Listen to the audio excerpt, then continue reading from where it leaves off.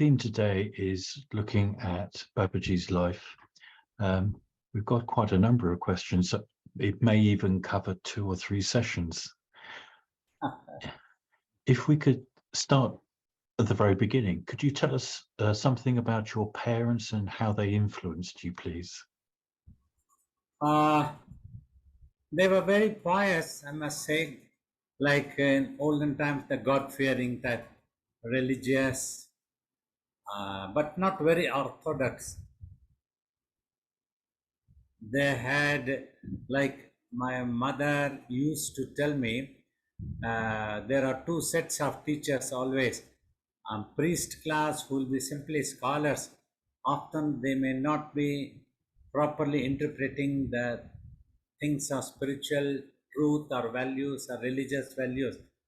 But the saint class who would have experienced the truth, and you must follow them. They will talk the truth and they will try to motivate the society for peace, harmony. All these things are more important. Non-violence will be more important for such things. The first points of religion or spirituality. So, like that, they used to. And in Bhakti Marga also, they taught us that you have to apply your mind while you're chanting. We learnt chanting sitting by the side of our mother as a small child. We learned. And they used to tell Kibai, you have to apply the mind when you chant, then you will get connected to the divine. So these type of things they taught us, character, culture, proper education. They said these are the real properties for a human being, so that is necessary. So they wanted us to read the right type of books and understand. That's how they influenced very much. They created an impact for the character also. So those were the days in our childhood. Imagine even if we had to go and see a movie, we would wait for our parents to certify, yeah, this particular movie is worthy of you seeing. You can learn something, go and watch. So otherwise we won't simply run away like today. There was no thinking. We never thought independent doesn't mean that we have to lose the discipline. We wanted to remain under discipline. When they permitted, when they authorized this is right, then we used to go and see. So like that we came up, and that definitely helped. And not to get influenced by wrong thing. Like my father had taught us, any intoxicating element is very, very wrong. Never even once try to touch it. But that can have an adverse effect on the brain, he used to tell. It suppresses the brain waves, and slowly the brain's health gets deteriorated. So you won't be able to live in this world properly. Instead, you should try to control your mind, apply the brains properly to know the right things. So that type of things, all character, culture, they taught us.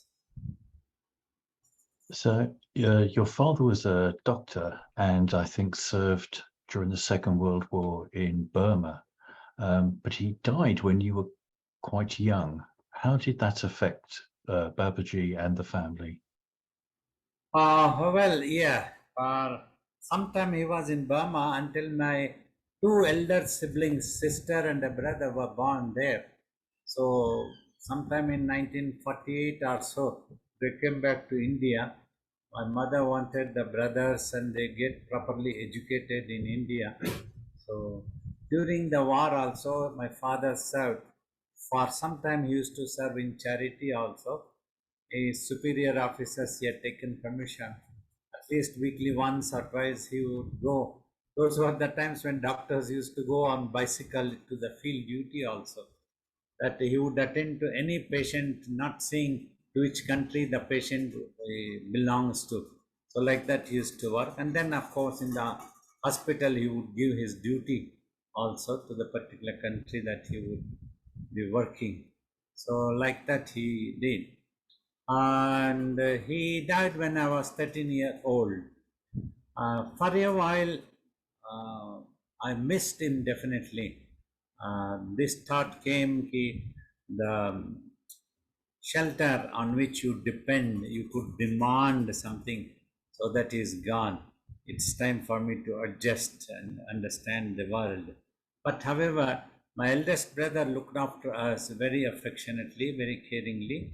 Like a father only, he looked after. He had started working, he had a job.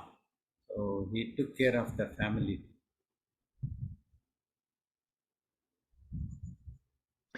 I think you've also said that at some point in your childhood you were given some small booklets entitled Thus Spake about several different saints.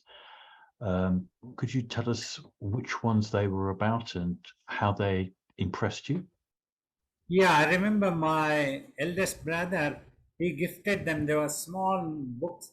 Thus spake Adi Shankara, thus spake Ramakrishna, thus spake Swami Vivekananda, like these saints and Sharada Devi. So I read them. They were all very interesting, and these influenced, their teachings influenced into character, into knowing the truth about God. So all these things were very impressive. That was the perhaps the first spiritual books that we got introduced to, and later, well, in those days only that I heard the song Bhaja Govindam, my sister was singing, and when I tried to know the meaning, it was like that, sing the glory of God, try to remember the divine. Because when death happens to your physical body, none of your worldly power, wealth, nothing will come to that rescue. That's over. So only the mind has to be purified. This point I understood. So I became obsessed with the thought of death, and slowly started contemplating, who is it that going to die? Am I born with this body, and am I going to become extinct when the body will die? These type of thoughts also came. And in childhood, some peculiar thoughts used to be there. It might appear funny to people, but that was how my mind worked. The scene of this world made me a bit restless. There was nothing wrong at home. Siblings were affectionate, caring, and my childhood was comfortable as father was a doctor, I all know. And there was no such thing that any miserable condition, suffering, nothing was there. Yet my mind missed something. Sometimes I felt as if I don't belong to this world. And this strange thought used to come. If at all there is a technical button by pressing which the entire universe would disappear simply, that very thought of imagination also gave me enormous peace within. So the thought that this universe will disappear if we press a button, if that is there, how nice it would be. So simply the scene made me restless. Didn't know. The happiness didn't come to me. So that was the strange thinking. Other strange thinking were like, if happiness, I was bothered about happiness. If it is there, it should be there all 12 months, 24 hours. Why is that fluctuation is there? Sometimes I feel excited, sometimes unknown fear. We keep praying to God, everything should be all right. Why this fear, unknown fear? What is going to happen? So, like these things, why is that the happiness is not there permanently? Is there something wrong in me or something wrong in this world? Which one can, what can give us happiness permanently? So these type of thoughts also came. So influence of Adi Shankara, Ramakrishna, and Ramana Maharshi, these three sages teachings mainly basically influence, which induced me to go deeply towards spirituality. I used to pray in those days, God, who would have liberated himself and who can lead me to liberation, please bless with such a guru, a master who can take care of me. So like that I used to pray.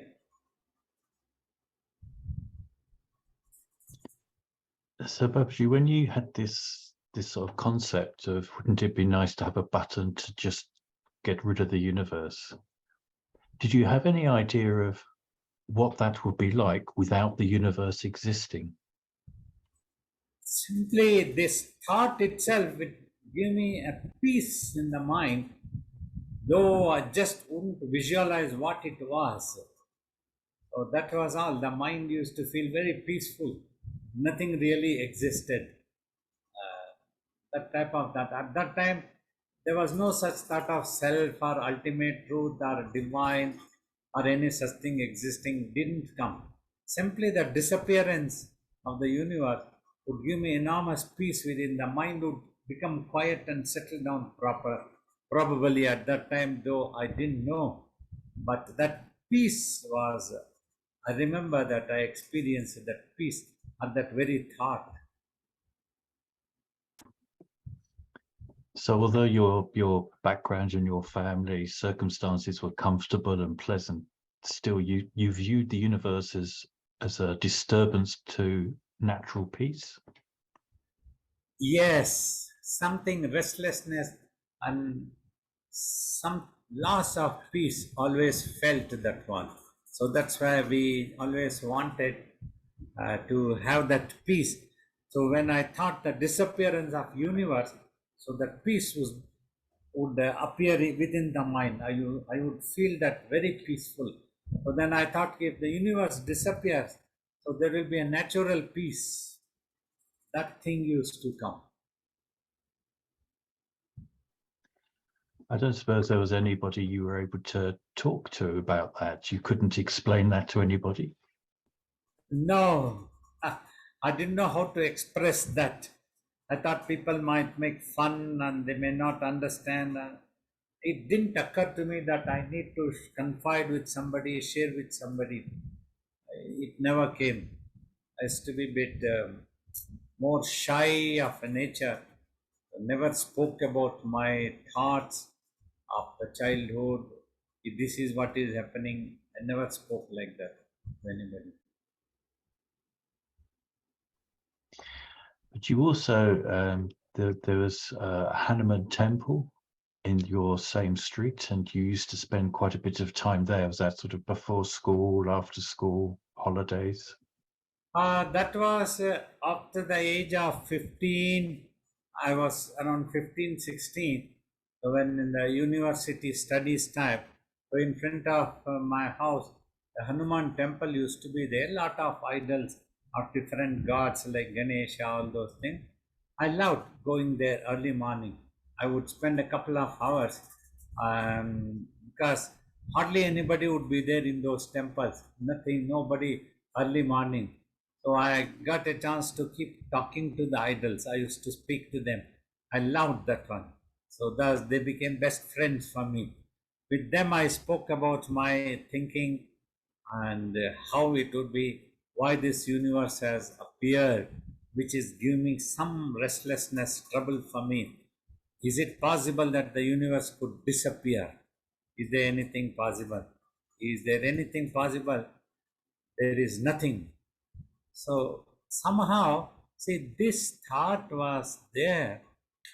As long as there is something, along with the something, some problem will always be there. If there is nothing, no problem would arise. Got it? So this type of thought would come. There is something, there is a problem. Like you have $10, there is a problem that somebody might rob it. You don't have any dollar at all. So there is nothing to fear. Nothing would happen. So like that, if there is nothing at all, no problem would ever occur. As long as we are something, we are going to have some problem all the time. So these type of things would occur. And slowly used to, by then I had read Ramana, Adi Shankara and Ramakrishna used to contemplate about this Atma. If as these people talk and the scriptures talk, we are the form of the Atma and the soul. Why is that I'm not aware of that knowledgeably, practically? It's just like now, my name used to be like if Srinivas, if anybody calls me, I become aware of the myself through this body only and with the name that is given to this body. But why is that I'm not aware of that form, that soul form? What makes that I have forgotten what it is? Am I born with this body, and when the body dies, am I going to become extinct or am I going to exist in some other form? So this was the basic topic for my contemplation, sitting in that temple sometime. After talking to the idols, this was the question I used to keep asking the idols. What is the symbolic form of these idols? Are you simply this much that this idol is, or are you something much more than this? Is this is only a symbol? What it is? If we just worship this idol, will it be possible to see you as the all pervadedness? How will it be possible? How should we take that one? This type of questions I used to ask. So this was the topic for contemplation. So, and I need to have a self-realized master who can guide me towards liberation. That was the basic puzzled questions that came in contemplation. So Babaji knows a very wide range of chants. Did you learn them at that time? And when you're in the temple, did you do acts of worship, or was it mainly contemplation? In there, at home, I used to do the chants, just learn. One firm conviction was there, one God, but many forms and names. This conflict was not there somehow since my childhood, that different gods are there, different powers. If we worship one, another might get annoyed. That type of things never happened in my mind. Just loved chanting all, any what we call small prayers, shlokas, some stanzas, something like that. So I just used to chant all gods, right from Ganesha to everyone. Kartikeya, Brahma, Vishnu, Shiva, Brahma, and all these things, Narasimha, different forms of God. It was all dearer to me. Everything, I just loved it. So everything may have its own significance, and God might have appeared in different forms, whatever it is. So like that, I simply loved, and I used to do those chants sometime at home also.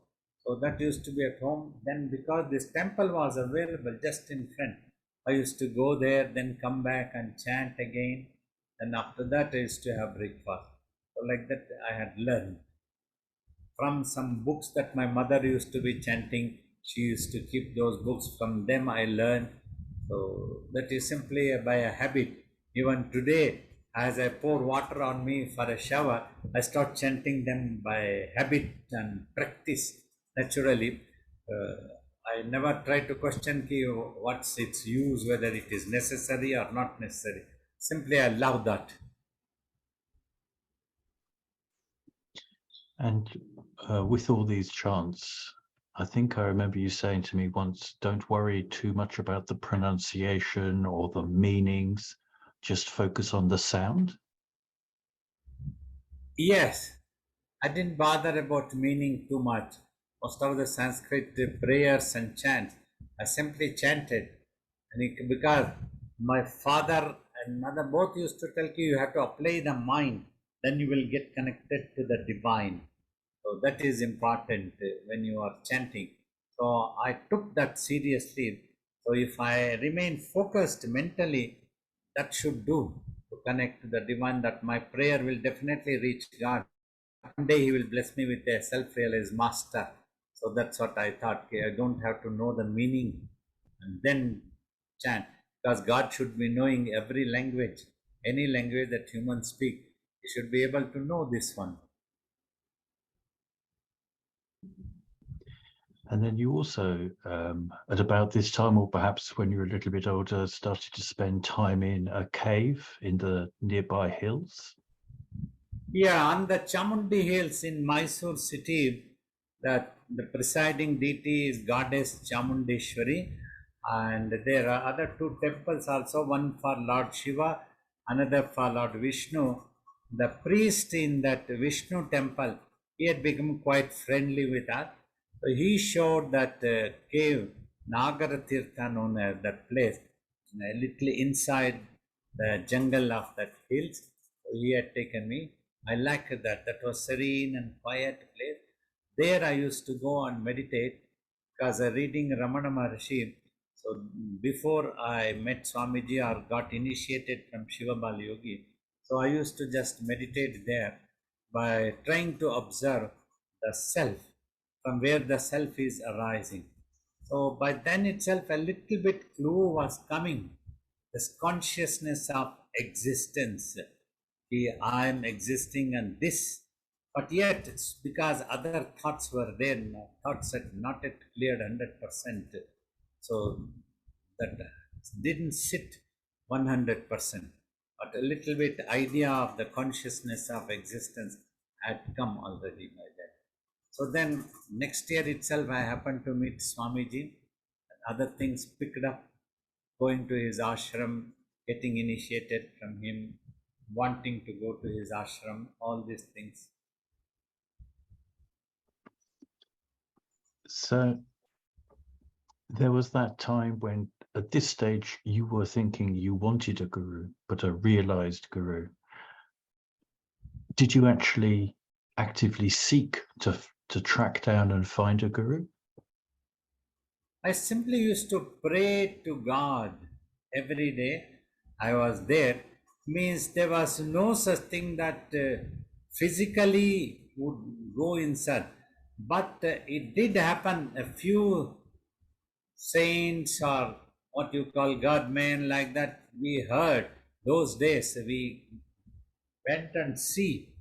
But nobody impressed me to that extent that inner appeal didn't come to me that this would be my guru and I must accept him as my total all in all type. This didn't occur. Something didn't say inside my heart. I thought "Okay, that means the time has not yet come. God will show me one day. This firm conviction was there. So, though I respected any sage, any saint, any swamis, what you call them, but I didn't criticize or became negative about anybody, whatever it is, whatever they thought. But the mind didn't accept anyone else that this is my final God, my final everything. I must go until I didn't meet Swamiji Shivabalayogi. So the way that you found out about Swamiji was quite unusual. The voice that you heard, I know you've spoken before about this, but if you could explain what happened and how it happened, please. Yeah, it was also very strange. Though, like even in my teachings also, I do not propagate such things, but it's one thing is true. When the soul has forgotten itself since time immemorial, life after life, it goes into spinning and spinning of imagination. So it gets to see a world of what it has imagined, resolved in the previous lives, and the next life comes. Like I have explained, when death happens, the brain dies, but the mind gets detached from the brain. But whatever habits the mind has acquired since childhood and even much before that also, it carries them forward based on them, which forms the intensity of thoughts during the last moments of the body. It assumes next body, next incarnation, and it creates a next world for itself by spinning. To be totally different dimension. It need not be the same this world that one has to come back to be reborn as we expect, because the time and space are such illusory effects that can happen. Like within your mind only, not necessary that every time you will visualize the same story, same location, same place, same character, same role for yourself. It could be anything else, any story that you can build up, and you might become anything else in that story. Like that, it goes. That is the illusion mind creates, you see. Like that, these things would have happened, so that we thought and have brought so many long time and time and time. So this is how the mind would has gone out of control, and the mind needs to go back, is to think for that purpose only. What's the question that I started answering this? I forgot suddenly. So Like, it was the voice that you heard that first told you about Swamiji. Yes, I was trying to explain the technology behind this. So, as I told, the soul, when it would have forgotten itself and gone a long distance in illusion of so many lives, it would have pressed a button, a return journey button for itself. Like every soul would return to the self one day. It's a matter of time. They would have pressed the button. In which way they will go back? What are that resolutions? Perhaps any such thing that would have happened with my soul while on this sojourn. So this time that experience came while I was contemplating in the temple of Hanuman one day. I heard the voice whispering, Shivabalayogi is your guru. You will get everything from him. This much only I remember. When I saw and looked around, there was nobody. I was wondering, I remember Shiva Balayogi. I didn't forget that one. That word was there. What is this Shiva Balayogi? Is it some yogi? Where would he be available? So I was wondering. So thus, the next 2 or 3 days, I went around to different temples. In that city, when we were there, I had picked up a habit. Every day, go to different forms of temples. Like if Monday used to go to a Shiva temple, Tuesday to Goddess, and Wednesday to Swami Kartikeya, like this, and Thursday to like Shirdi Sai Baba, any such Guru temples. Friday was Krishna, and Saturday was Lord Venkateshwara or Hanuman. So these type of things I had picked up. So I went around all those temples with the idea that somebody who would have whispered those lines might again recognize or come to me and tell me, where is Shivabalayogi, what about? See, the time had not yet come, though I was born in Kolar and studying in Mysore. Bangalore is in between these two. From Bangalore, Kolar is another 70-80 kilometers towards Tirupati. And towards south is Mysore, about 150 kilometers. I had never heard about Shiva Balayogi's name, never had a chance to see about him. So he was quite famous, very well known in those areas. So that had happened. So on the third day, again the same whisper came. You go to Raghavendra Swami temple. Raghavendra is a great saint who lived about 300 to 350 years ago. A self-realized master who has lot of temples in southern part, all over India also, no? Very well known. And I went there. When I went there, some priest was narrating Lord Krishna's story of Bhagavata. That was interesting, Sri Krishna's story. I just sat and I got absorbed into that. 1 hour simply passed by. After that, so another old person came and spoke to me. So, why are you here in this young age? Because I was 16-year-old. All others were 70, 80, like that, sitting there. The notion in the society, you should go towards God only after retirement. Till then, you enjoy the world. So, God is not a thing that you should go before that. When you don't have to enjoy, you go to God. That's how you used to ask.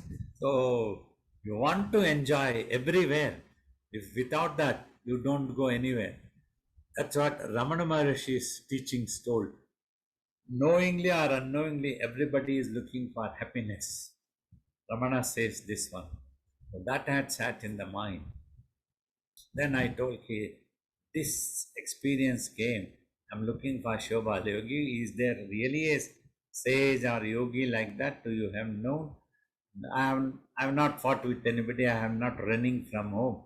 Just like that, I had this experience. I was listening to Krishna's story and it's very nice. So he said, Shivabalayogi is my guru also. He lives in Bangalore. He has an ashram. Come home, and he gave Swamiji's life history also. Small biography is there. More than reading his life history, the photos were so attractive for me. I had fallen for it. That's watching the photo. Swamiji's different tapas stages photo, all those things. When I took home, mesmerized by that one. Something I have found that I felt. So So that was how. So then, well, I took the photo, the book on the third day, Sunday I took. This was in the first week of February 1971. I remember. And the day was a Sunday. Like that it came, the first week. So next when I returned the book, it was a Wednesday. Then he told me, Swamiji is coming to Mysore for a public program on Friday.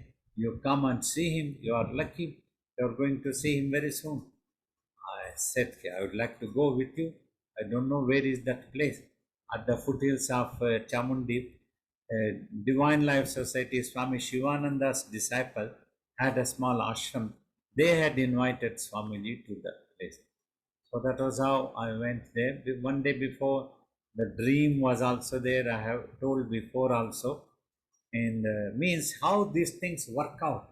The soul's self projected pathway to liberate, to get rid of the things, or to go back to the self.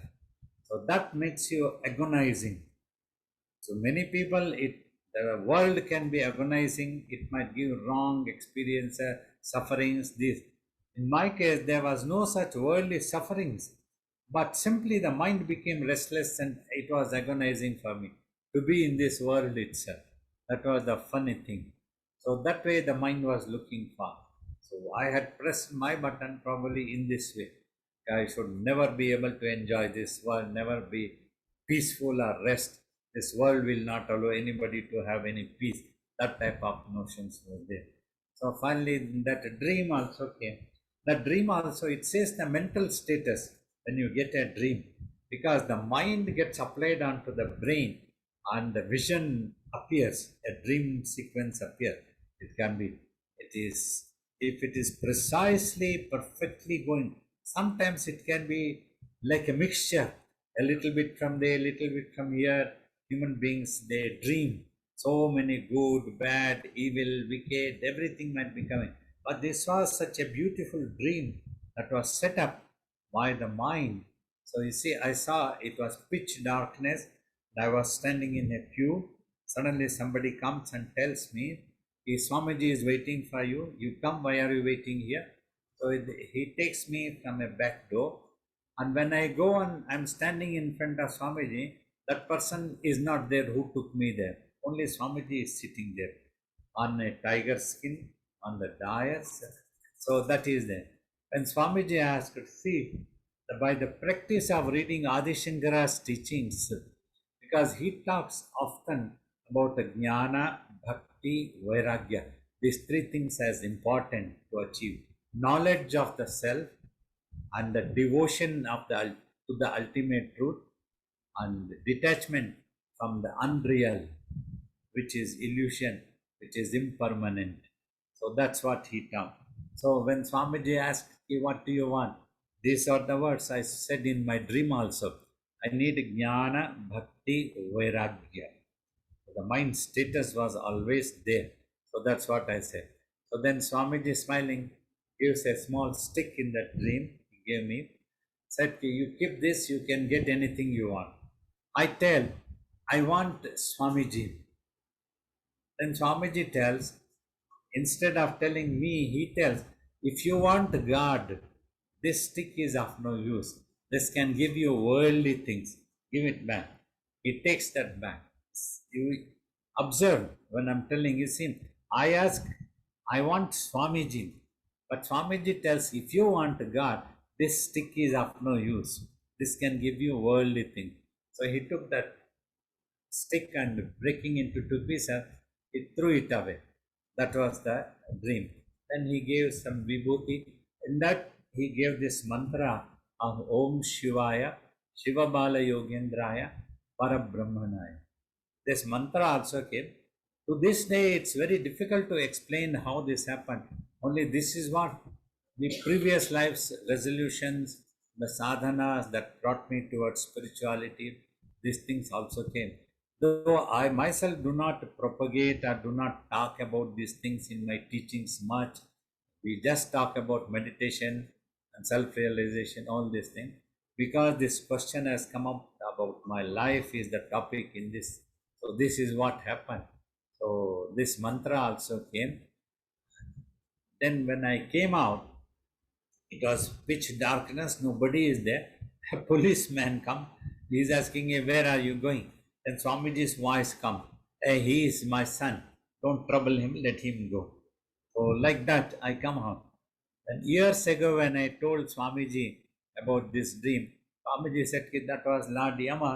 I only removed and sent him away." Swamiji was laughing when I told about this dream. So this was the dream experience that happened. When I got up from this dream early morning, I was chanting this Om Shivaya, Shivabalayogi, Parabrahmanaya. That was all the mantra. That's why I never added a Namaha or any other words to this. I just chant this. Many people I have initiated this mantra. Many people are chanting. CDs, records were done. It became very popular also, this mantra. Malaysians have sung very beautifully about this mantra also in musical way. So that was how these things happened. So third day, then again, I went to see Swamiji along with that man. Mind has totally set on Swamiji. When I saw him, he was with a lion cloth, just a copy, sitting behind the car, in that his usual posture. And he slowly came out smiling. People were holding. I also rushed to him. This was in real. I rushed to and hold his hand. I have walked fast. He walked very fast. I also just walked. Uh, the person who took me there was looking for me. He wanted me to sit there. I told him, no, I just wanted Swamiji to see Swamiji coming in the car and getting out of the car. I was visualizing them, trying to imagine them. So thus I walked with Swamiji, took him there, and Swamiji sat in the dais they had put there. And I just stood next to Swamiji. Swamiji's mother was sitting. She also had come. Next to her, I just stood and just was watching Swamiji. That meditational watching had happened. Just was watching him and nothing else was there in the mind. I wanted to see. They did some washing of his feet, Pada Puja, some chants, everything. Then people were allowed to come for his darshan, touch his feet and go out of the room to another door. So that person was looking for me where I have disappeared. Have I gone back? How foolish I was. He was thinking, I didn't wait to see Swamiji. This boy is useless. Then suddenly he saw me, he shouted, "Come and touch Swamiji's feet. Take his blessing. This is the opportunity." I said, "Yeah, I can do that later. You please go. I'm just standing here. Don't want to touch." I uttered to him. He understood. And he touched Swamiji's feet and he went out. So many other people came. Till the last moment, I just was watching. Swamiji got up. I just touched his feet. Held him. We walked up to the car. He sat in the car. And then the car left. And the eye had gone. That was it. Thank you, Babaji. It's always a wonderful story to hear how you met Swamiji.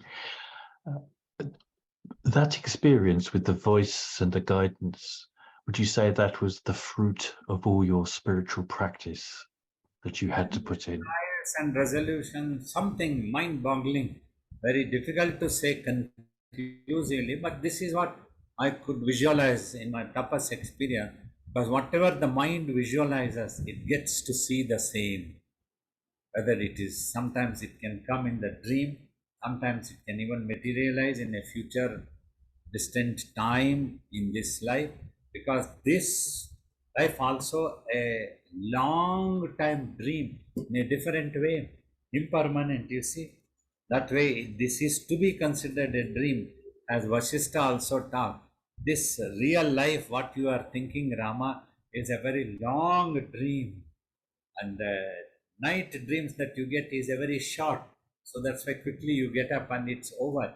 But this will also be over one day when you are waken up. Really, when you get up to your real self. That's how he taught. So that's what the technique that would happen.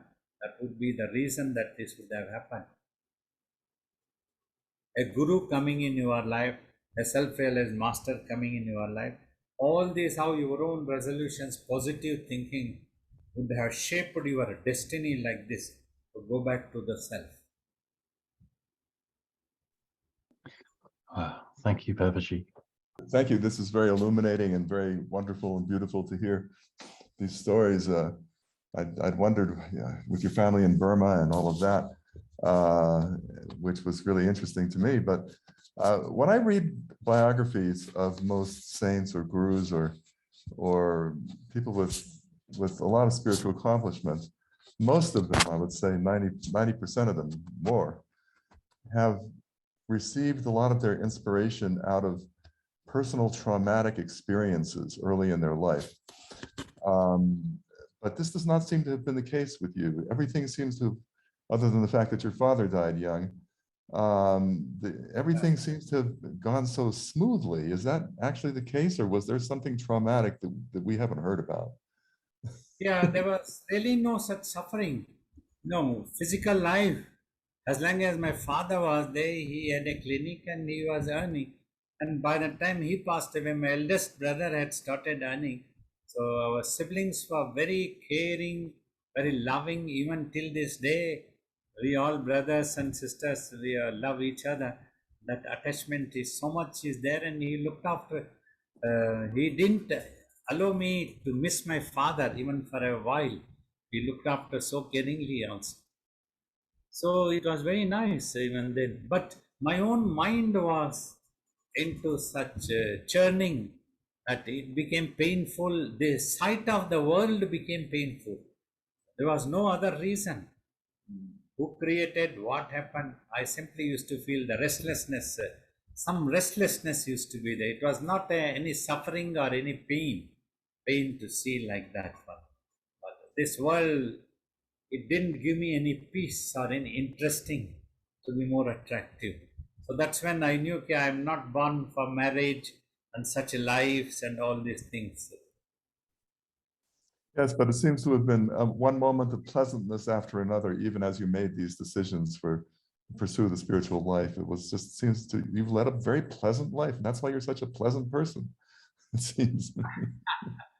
Yeah, by nature I've become like that. So many people have even asked me, why did Swamiji named you as a Shiva Rudra Balayogi, whereas you are so soft and smiling all the time. As a Rudra is very ferocious and you haven't shown any. That's when jokingly I told I am a silent killer. Kedar even keeps remembering, Baba, you are very dangerous. Just jokingly I told him also. So I knew the people of this age cannot take the anger of gurus also even. They are not made of that stuff. They expect affection, caring, and also we can explain and caring, no need to be shouting unless it warrants a warlike situation. That's when if you everything is going out of control, if you have to control. Occasionally I have shown an anger. So when if somebody is attacking the ashram, something is happening, that type of things. Otherwise, generally, I'm very peaceful person, and I try to explain to other people who are serving me, helping, assisting me, and like so many other devotees also. That's why I have encouraged to ask questions people. I don't lose temper for any questions. I try to answer to them jokingly, making fun a little bit, encourage them to ask more questions so that I can enlighten them what they want to know. But Rudra does have its place in all of this occasionally, right? Yes, habits do play. Habits also. I think I have become habitual to this. Great. Okay. Babaji, when you described that you got this dream and when you saw Swamiji and how you got this vision and voices, my question is that could it be one more possibility that Swamiji chose you before you would have ever known? Either way is no problem. It is only, you see, when a certain thing happens, from which angle you would like to see, in which way you would like to have your opinion or a definition. So here both works in fact. So from my side, before I came to know about Swamiji, these were the experiences, These were the thinkings that came in my mind, and I was looking for such a guru. And when Swamiji saw me or I saw him, it is, we can tell that maybe Swamiji also worked out and he attracted me towards himself. So that's how it would have worked. We cannot deny that. So Babaji, in short, we can focus on the work we are doing on ourselves. There will be a time where the whole divinity and everything will come across to make things happen. You see, now this is the important point. Instead of just keeping quiet, just now Babaji is in front of you. Why don't you think it is already happening? Whatever Babaji is teaching, work out for that. Don't have to wait for another 55,000 life cycles to happen. That it will happen when God wants. Many people take this attitude and become lazy in their life and they don't work out. So you are already lucky. From an young age, from the age of 2.5-year-old baby, you got to see me, and slowly you got to listen to me, hear to me, about me, you visualized, and you got initiated, you are meditating. So you pick it up. It's already worked for you. I have worked out for you. Ji Babaji. Wonderful.